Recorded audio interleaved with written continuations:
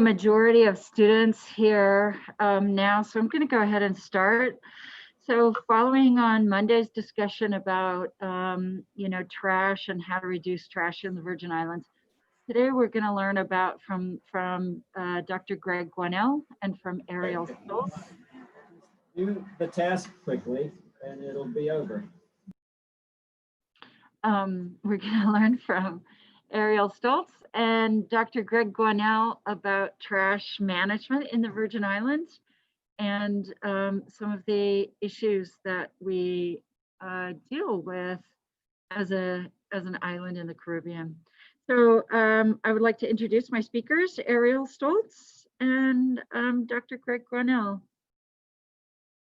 And maybe you could tell the class a little bit more about who you are and what you do. Yes, good afternoon, everyone. My name is Greg Guanell. I am the director for the Caribbean Wind Technology Center. Ariel is the assistant director. She will introduce herself in a second. What we do at the Caribbean Wind Technology Center is we focus on issues of renewable energy technologies. So we just had a webinar from 12 to 1 about, how to set up small systems and how to think about powering devices that you must have during prolonged blackout, which is part of Energy Month. We also focus on issues of sustainable material management, which is thinking about how to have a better control on solid waste. And then we also focus on issues of infrastructure resilience. So we are working right now on the update of the hazard mitigation plan for the territory. So there's a variety of other things that we do, but those are the sort of, top 3 sort of things that we're looking at. Ariel, do you want to introduce yourself or add anything to what I just said? Yeah, sure. So I'm Ariel Stoltz. I grew up in St. Thomas and graduated from high school there. And then I went to college at Brown University for mechanical engineering. And then I did a master's in energy science, technology, and policy at Carnegie Mellon University. While I was there, although I was very focused on energy, because that is what I'm most interested in, I was also introduced to the topic of sustainable engineering. And this is where you really get into this topic of waste management and the use of materials. And I found it very interesting. And so I was very happy when I came back to Virgin Islands to work that in my job, I also get to deal with not just energy, but also sustainability. And so for the hazard mitigation and resilience plan that Greg had just mentioned that we're working on, then one of my tasks is to look at the waste management sector and how it reacts to hazards. So in this research, I've also gotten to learn a bit about how that sector works in general. So I guess we can start our presentation now. So I'll just share the screen.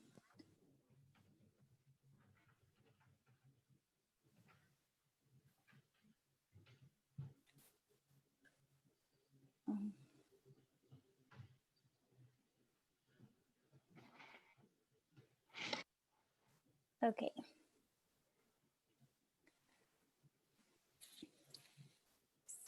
So just to, everyone can see my screen? Yep. Okay, so yeah, we're gonna be talking about recycling, but really a lot more than that. So the full story of all the products that we use every day. So every product has a life cycle, and this is what most products go through. You have to find resources. You then have to manufacture the product that you're using. You have to transport it and package it. This happens every step of the way. Then we use our product. We buy it from the store. We use it. This is probably like the shortest amount of time in the life cycle. And then we throw it away. And this can be recycling. This can be landfilling. This can be donating it somewhere. There's many different options for end of life. but the majority of stuff does end up in landfills and is never sent back into this cycle. So it's not really a life cycle. It's more like a lifeline or yeah. So when we think of waste and we throw away a product, we just think about that product, but there are tons of upstream impacts. So I just wanted to talk to you guys a bit about something called life cycle assessment. And so this is a methodology for assessing the environmental impact for the entire life cycle of a product or service. So this is kind of like what would go into a life cycle assessment. You have raw materials, you have energy that goes in. This is the life cycle that I was talking about before. And then your outputs would be your different impacts, or whether it's emissions, water, waste, solid waste, the main product or the co-products. So besides just what you actually want, there's so many other things that are impacting the environment. And so you can use LCAs to compare different products. And so it can be fun to be like, oh, paper versus plastic.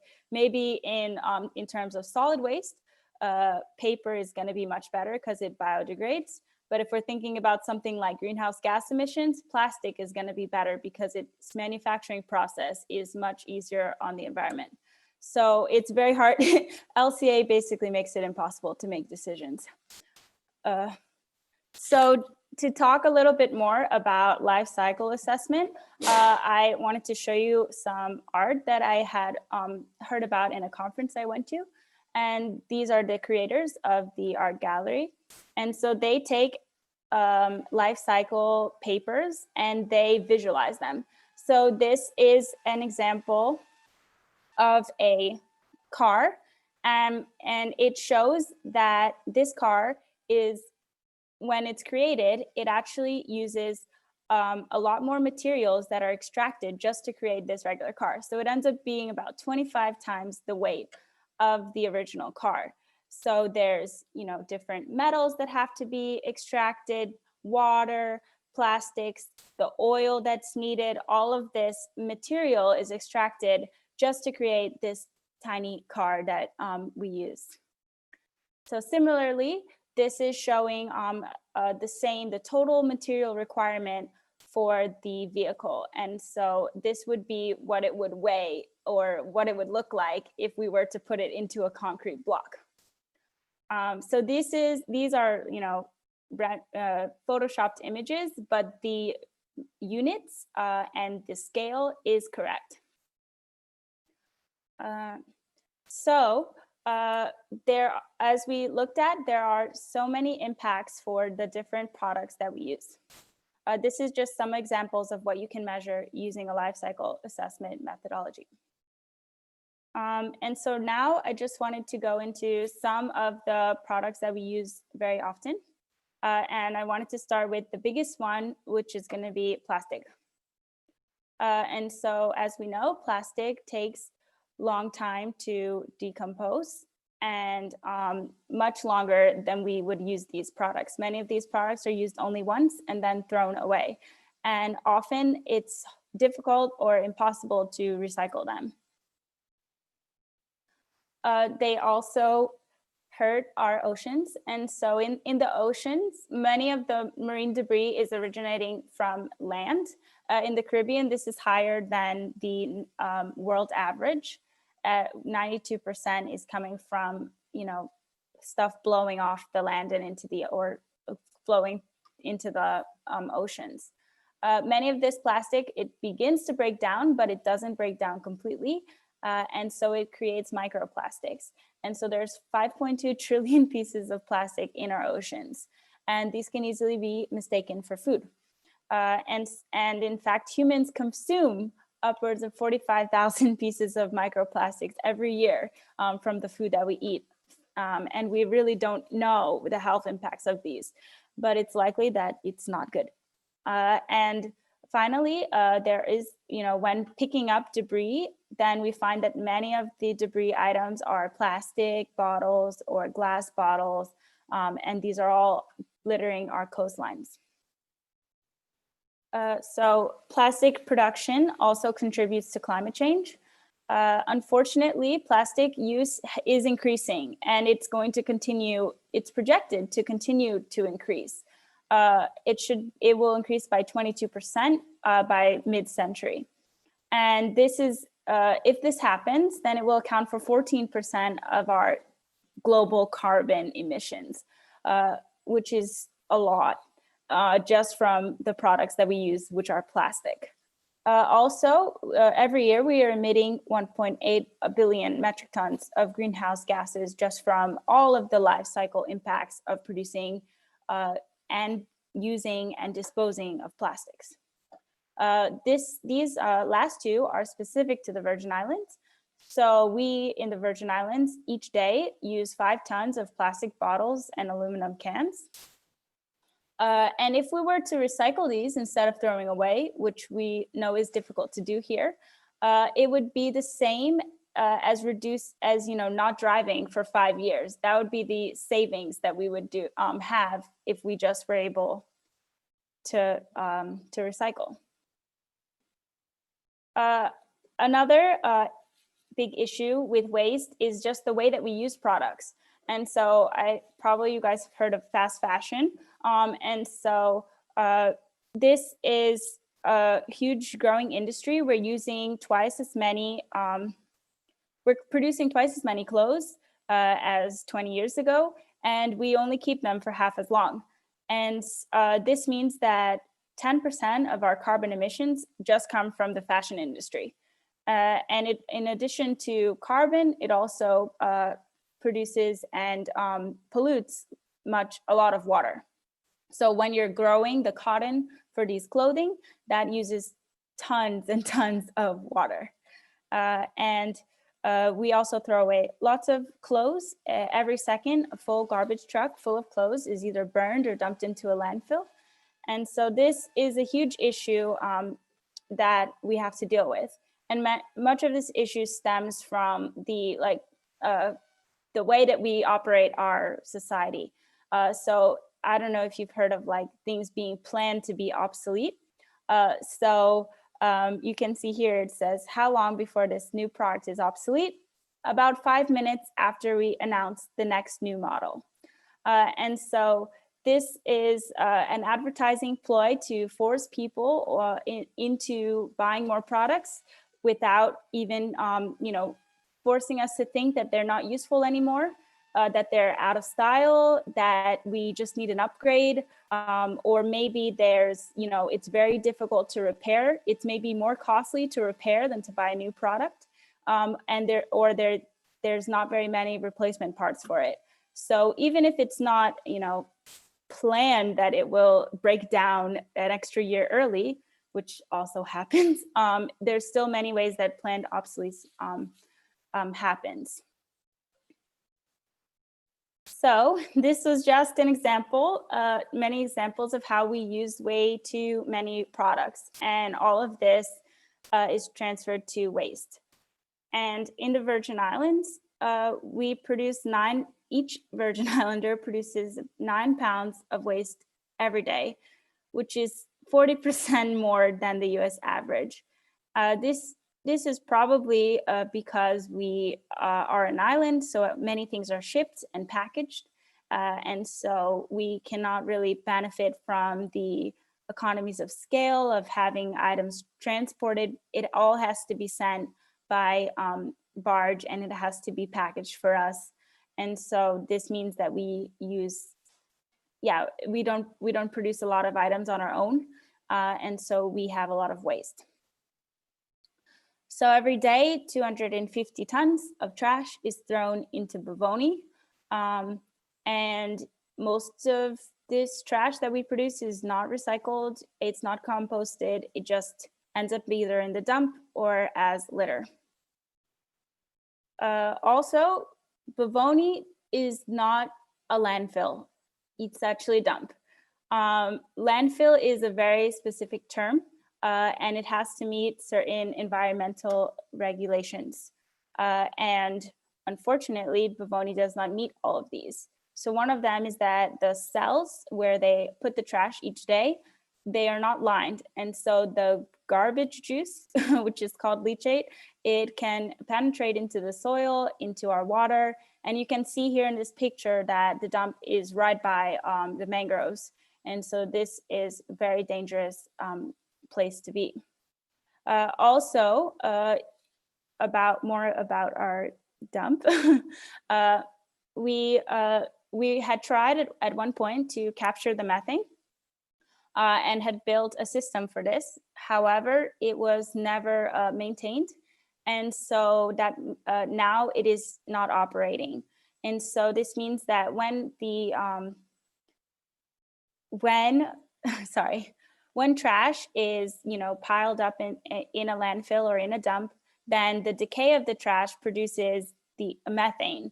And methane is a greenhouse gas, which is much more potent than CO2. And so it can have problems for our atmosphere. And finally, on our landfills, we are running out of space and also running out of time to dispose of it. They have, because of these violations and because they are almost full, or in some cases beyond full, they've been ordered to close, and they still haven't closed. And in addition, there's still no landfill alternative to place these items.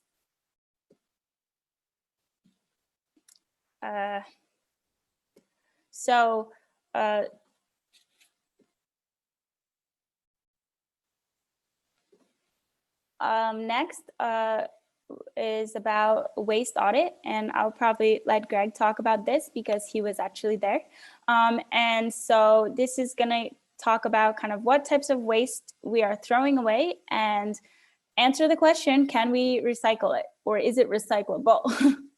Maybe not, can we recycle it? Yeah, good afternoon, everyone. So just one quick thing. Here we go. So we conducted a waste audit last year, May of 2019, a year and a half ago. And so what a waste audit is we go through the trash for 5 days. We have a goal of a certain amount of trash that we need to go through. We basically, all these little buckets that you see are different categories, and I'm going to talk about that in a second, but different categories of trash that we have, that we will then weigh, and we will then know how much of what type of items are we throwing away. It was very eye-opening effort. It was a lot of work. It was hot. It was sometimes very unpleasant, but you really have to do it in order to really understand what's going on, and if you really want to have a sense of, how much can we recycle? Because if we don't produce too much of a particular item, it's not worth the investment of recycling it. Next slide. So what we found is that we are throwing a lot of food in the Virgin Islands. That's not news. In the States, there is a lot of food that is being thrown away, either food that we cannot eat, like chicken bones or peels or vegetable, but also food that is half-eaten or food that is rotten. There is a lot of food waste that we are generating in the Virgin Islands. Corrugated cardboard, corrugated paper, so that's cardboard boxes, etc., is also a pretty big, in the amount of waste. And remember, we did it by weight, so we cannot really talk about volume because if you have a plastic bottle, you can always compress it. So we did it by weight. So this is all by weight. So corrugated paper, which is the cardboard, it's not that heavy, but it's almost 9%, 8.5% of the waste that we generate. The good thing, I will talk about the good thing in a second. We also throw away a lot of wood, bush, and lumber. Technically, we're not supposed to throw vegetative debris in the trash, that goes into the different pile. We are asked by Waste Management Authority to separate any sort of, vegetation debris from other type. And yet we find that nearly, I would say 16% is wood, bush, and lumber. Then after that, we're talking about textile that, Ariel mentioned, PET bottle, mixed paper, etc. So if we look, let's see, so that would be other organics, mixed paper, residue combined. So residue combined here is quote unquote trash, things that cannot be fit in any of the categories that are listed here. And that's approximately 6%. So imagine that CD is construction and demolition. That's the debris from, when people demolish or remodel houses. So imagine that, we were to find a repurpose for all those things. Well, we would only throw away, let's say 7% of our trash. So that's the good news, because going back to what I was saying, or trying to say earlier, food waste, you can repurpose it. You can transform it into compost. Compost is basically broken down organics that become soil. If you take, your leaf matter and you take, your food matter, which is mostly organic matter, and you let it decompose, it becomes soil at the end. So composting is the process of sort of transforming all of this organic material into soil. So you have food waste, the lumber, the wood, if the lumber is not treated, because if there's chemicals in it, it's not proper to compost it. But basically, we are generating a lot of material that can be composted and turned into soil. Can you go back, please? Oh, yeah. Then the construction debris can be repurposed, and Ariel is going to talk about that in a second. The textile can also be repurposed. The glass can be recycled, turned into sand, because glass actually comes from sand. It's just sand that you heat at very high temperature. It becomes a liquid and then it becomes glass. So you can transform it by grinding it and transforming it back into sand. The plastic, the aluminum, the paper, all of this can be recycled, or all of this can be used in a different way and not just permanently thrown away to build a mountain like we did. So all this to say that this waste audit was very eye-opening, because it showed that we can, and that's a big if we had a good recycling and composting sort of plan in the territory, nearly 62% of our waste could be diverted and transformed into something that can be reused or something that is beneficial, like soil. The last thing I would say though, and there is no easy solution for it, but going back to a point that Ariel was making earlier about the fact that we import a lot of things, what we found is plastic film is actually kind of a nuisance. It's very light, it flies in the wind, ends up in the ocean, and looks like a jellyfish that other fish want to eat, and they end up eating plastic, but it's everywhere. Everything is wrapped in plastic. That's a problem that is bigger than us.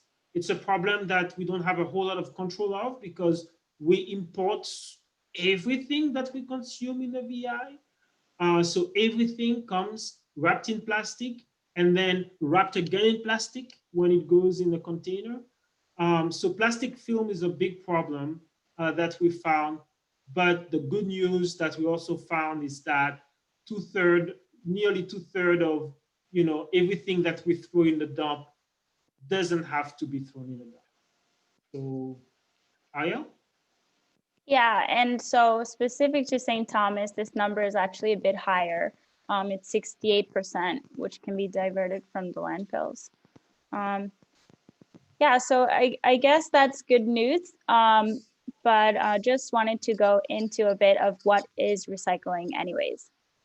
So recycling is basically remanufacturing materials. So if you remember the first slide where I showed you that life cycle of a product, you would be placing the recycled materials back into that cycle, not at the resource acquisition stage, but at the manufacturing stage. And so when you recycle, you can see it's a huge operation. It uses a lot of heat, a lot of energy, and so it has its own environmental impact just from recycling. But it's a lot less than getting the new materials out of the ground or from the earth. Important thing to note about most recycling programs is that sorting waste is a huge issue and very hard to get people to do. So a lot of recycling focuses on increasing awareness and increasing following of the rules. This is because in the US, 25% of our recycling is contaminated. So some people say because of this, it's maybe even better not to recycle at all if you're going to do it wrong, because it damages the machinery and it can increase cost. And so, yeah, there's a lot of drawbacks to recycling. Even if you might think something is recyclable, oftentimes there's, paper cups, they're coated in plastic, so they're not for paper, they're not for plastic, they can't be recycled, at least not easily. And so, yeah, this, incorrect recycling can really be a huge problem and can deter people from recycling the materials. So in the Virgin Islands, we have some barriers to recycling in addition to these barriers that are all over the world. And so one of those is that we are small. And so we don't have these economies of scale. What this means is that the larger the production facility is, the less cost per unit that you have to actually recycle. And so you can maybe have one big facility to recycle many things. It's all housed under the same roof, and you save a lot of cost that way. This is not going to be the case in the Virgin Islands. We don't have enough volume or mass of material to have these huge operations. And this also means that it's hard for us to sell it, sell these materials or reuse these materials, because there's not really any markets available in the Virgin Islands right now. So that's, I heard you guys are working on your project. That's one thing to think about. If we do recycle, where can we use those products later? What are the markets available to us? Another barrier to recycling is the fact that we're isolated islands, the fact that we're 3 islands, and we're far away from each other. So this means that if we want to recycle on St. Thomas, we also have to recycle on St. Croix, we also have to recycle on St. John. There are 3 different efforts that have to be done, or else we have to ship them between the islands if we put only one recycling facility in the USVI. So this can be kind of a deterrent to starting a recycling program, as it would only serve maybe one island. Another barrier is that it's expensive, and if we don't, currently the waste management that we have here, Virgin Islands Waste Management Authority, they really lack the financial power or the manpower and funding to run a recycling facility. And so that is really difficult thing to overcome. Another issue is that if we don't have a recycling facility here, we have to ship all of these off island. And, if we have to ship them off island, we probably will not be able to make any money off of the materials. And so it's not a business model anymore. It's costing us to send them off island, and we're not making any money back. Many materials are actually negative values when you recycle them, meaning you pay somebody to take care of your trash for you. It's not, so this can be an issue for some of those, especially like plastics and stuff. They are not high value materials. Something like metal or construction and demolition debris, this can be recycled quite easily because it has a big market in place for it. whereas recycled plastic has a much smaller market, so there's not so many people buying material. The final issue with why it's so expensive is actually it's a worldwide issue, and we have been sending our trash to foreign countries for a very long time, and we're asking them to recycle it for us. And they finally, I think rightfully so, said no. And so in 2017, China passed a new policy, and they just restricted the imports from Europe and the US on plastic and paper because it was so contaminated, and also it wasn't profitable for them because of that contamination rate. And so many other countries have also followed in this practice of stopping the imports from places like US and Europe. Yeah, so this is some of the barriers to recycling here in the islands. We also talked about compost. So yeah, compost, as Greg mentioned, is kind of, used for more of the organic matter.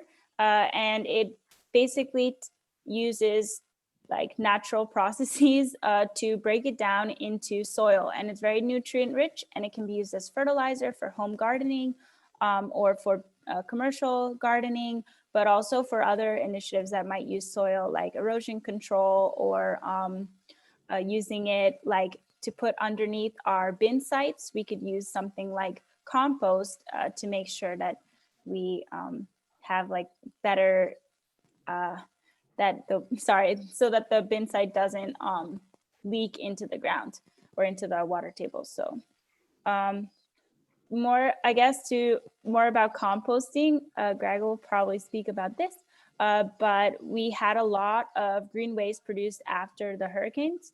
And yeah, there's a story there in terms of what happened with all of that green waste.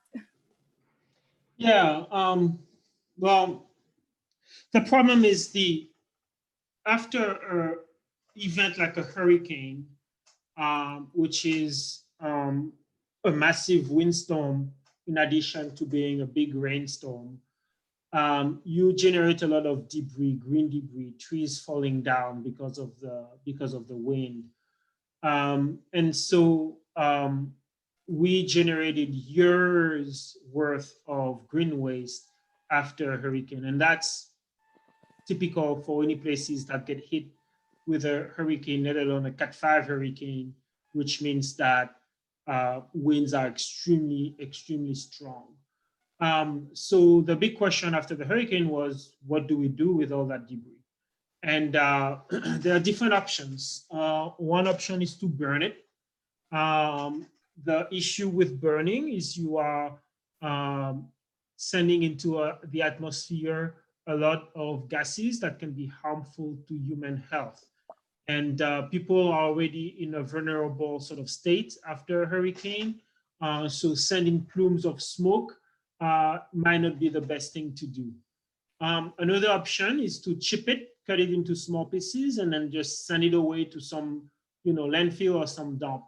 That is a costly proposition because you have to transport the material, and then you have to put it in the dump, which, as I mentioned earlier, costs a lot of money to operate. So the more stuff you put, the more money you have to spend. We could not accept it in the VI just because of, we are already at capacity.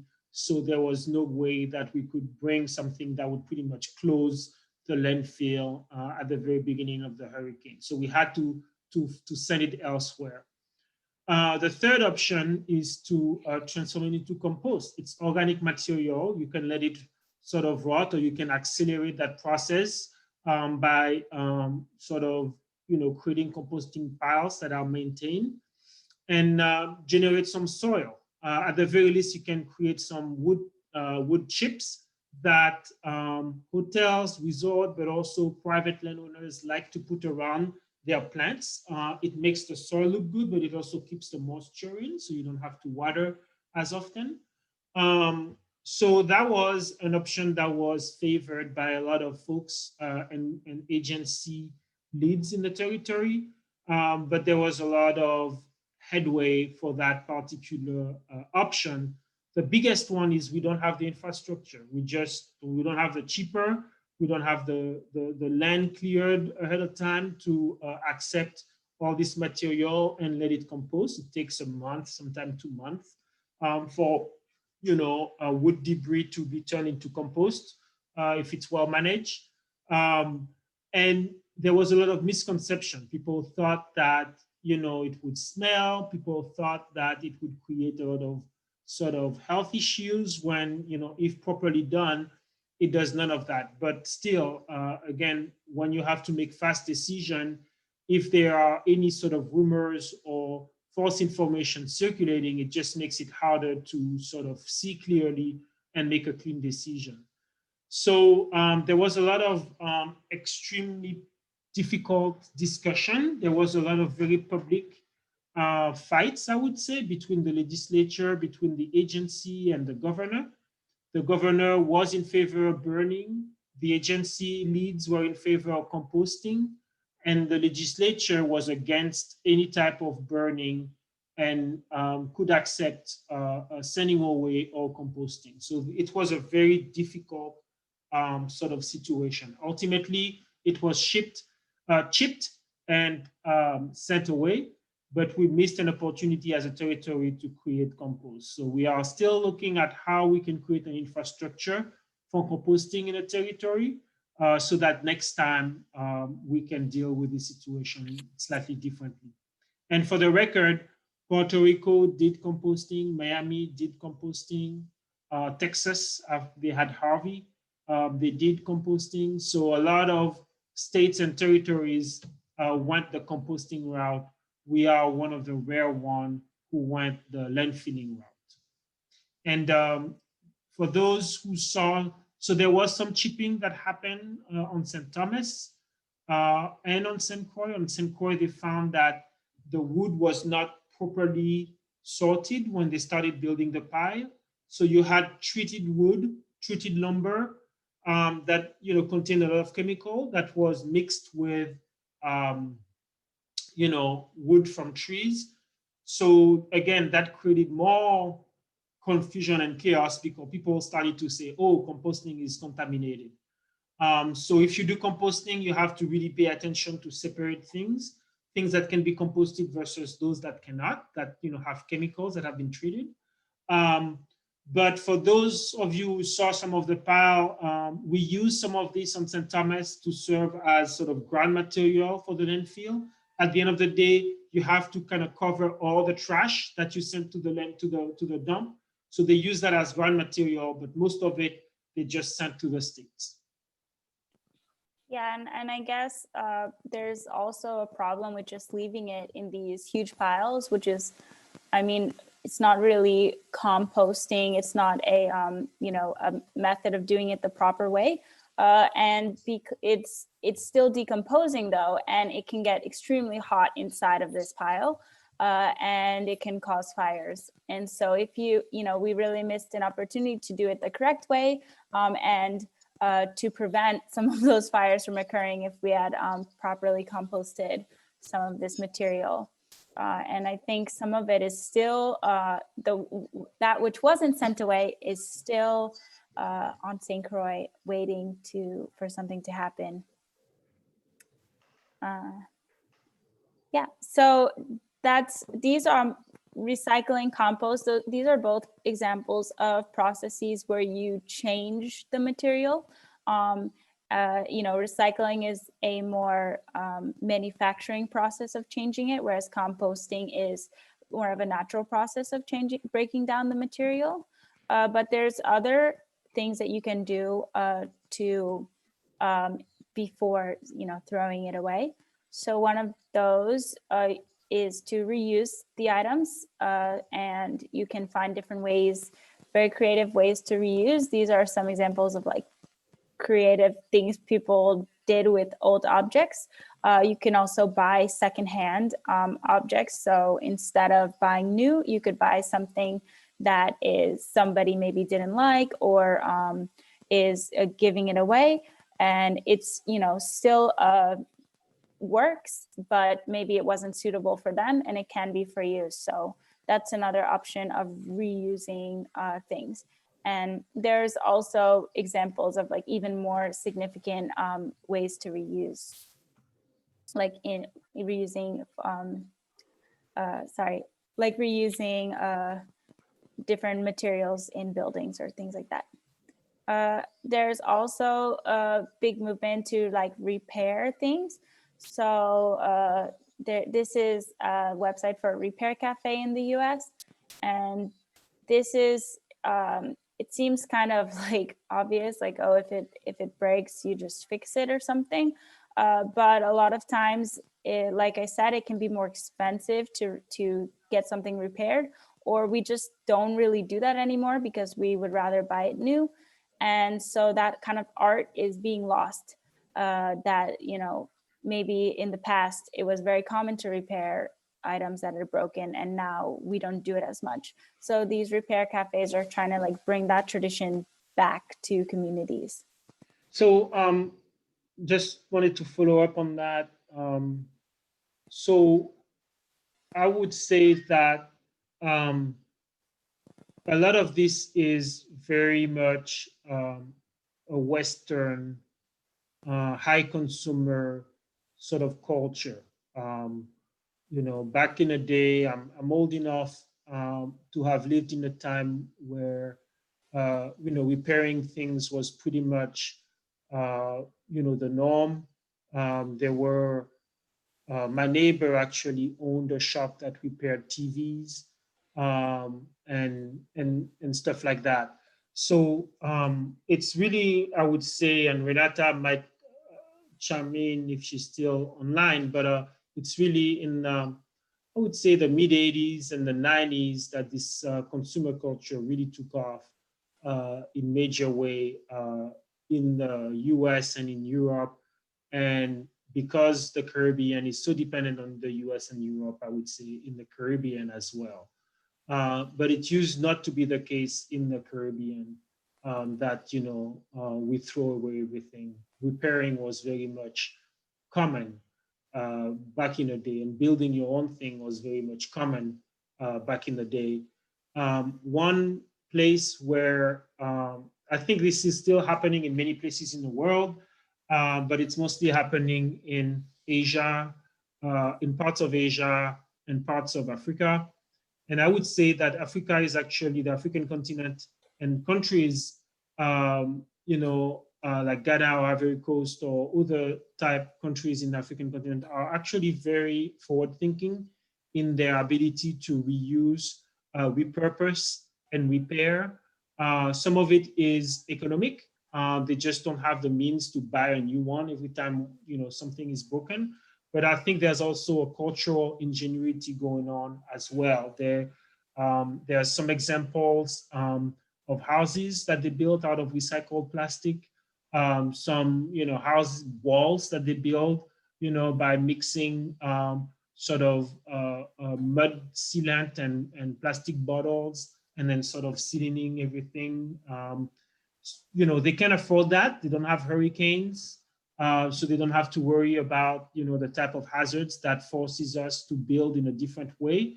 But I would say that they're still sort of very innovative in their sort of thinking about how can we reduce the amount of waste? How can we repurpose, reuse everything? And as I mentioned, some of it is sort of coming back in the States because a lot of people are starting to realize that there, you know, we are, this throwaway culture just is not sustainable, not only for our own landfill, like in UVI, but also, as I mentioned, what we do is we just export our trash to another place, and those people are getting sick. So it's just not sustainable. It's not being civic. So there is a lot of effort happening, but a lot has to do with our culture. It's a very sort of throwaway culture, buy, and throw away.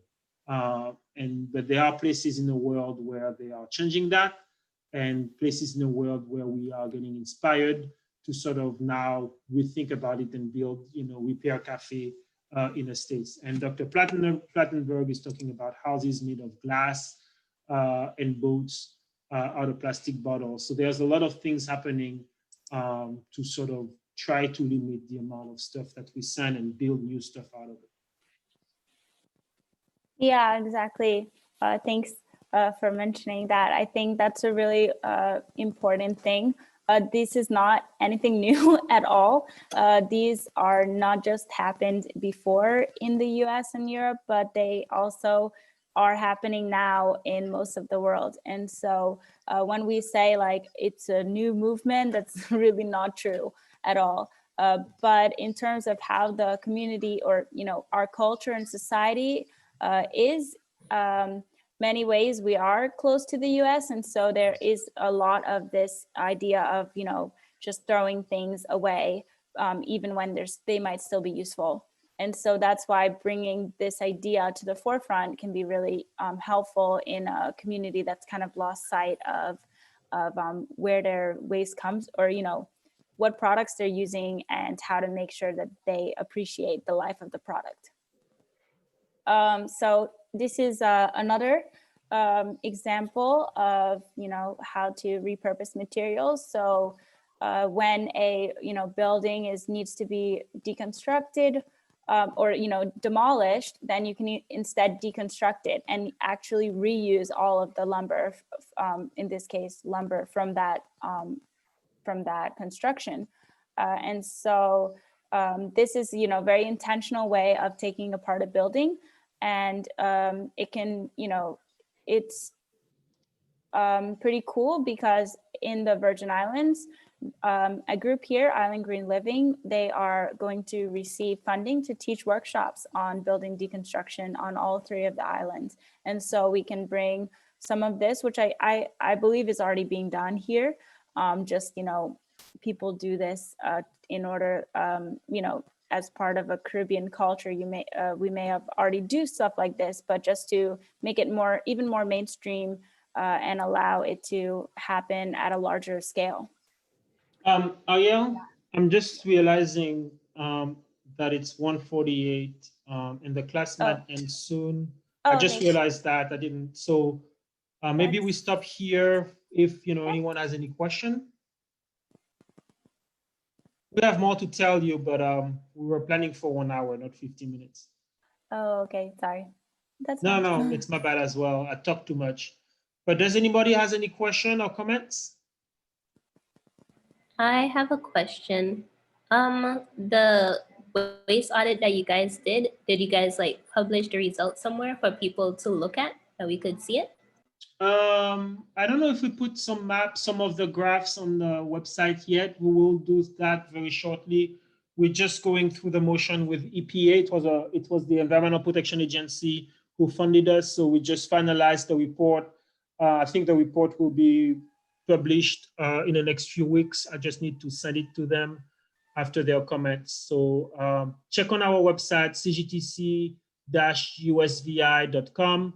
But we will send it to Dr. Plattenberg and she can share it with the class. Yeah. Thank you.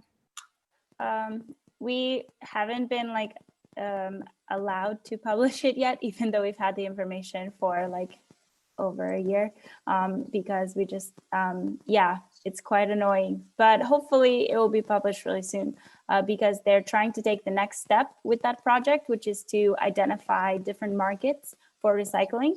And so in order to do this, it's very important to have the results of the waste audit kind of like confirmed and published.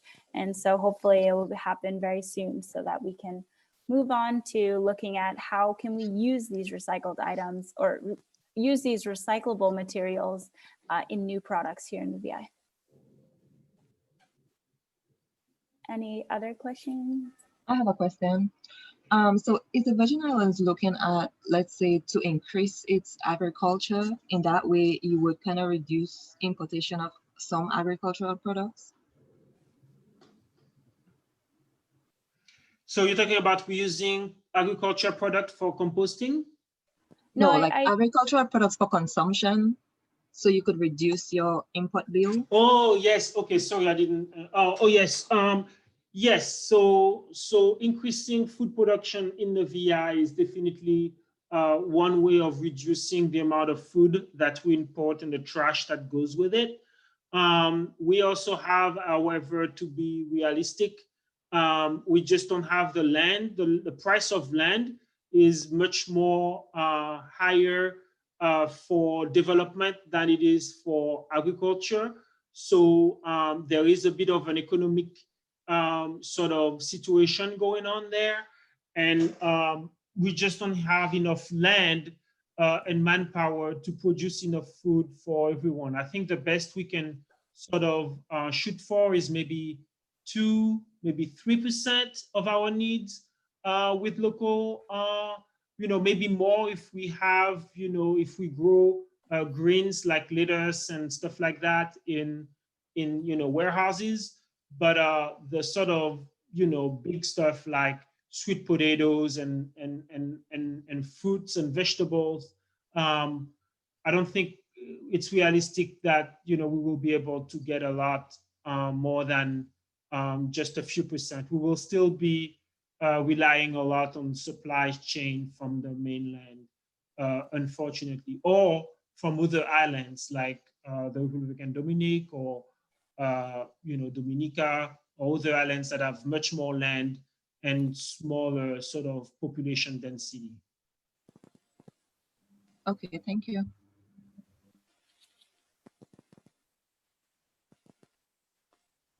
Any other questions? I know we're past time, but for those who are still with us, any other question? Okay, well, there's a desire to conduct a commercial waste audit. The results we showed you were for residential audits, so mostly all the sort of public bins. So EPA is now asking the question, can we do a commercial waste audit, and can we also track waste throughout the year to figure out how much tourists contribute to our problem? If you are interested, send me or Ariel an email. You can always contact us through cgtc-usvi.com. And I'm really happy that about your participation. Ariel, do you have any closing words? No, I guess I'm just excited to hear about some of all of your strategies for reducing waste. These are, examples of how to dispose of waste differently, but the main thing we can do is really to reduce it at the source. And so I hope, I think that will be really insightful to hear all of your ideas. And I just want to say thank you so much for coming to this, for coming and presenting to us. It's been an amazing, really super interesting hour to hear what you guys had to say. We'll share what we come up with on Friday, and I'll see everyone on Friday. Okay. Bye. Thank you, everyone. Have a wonderful rest of your day.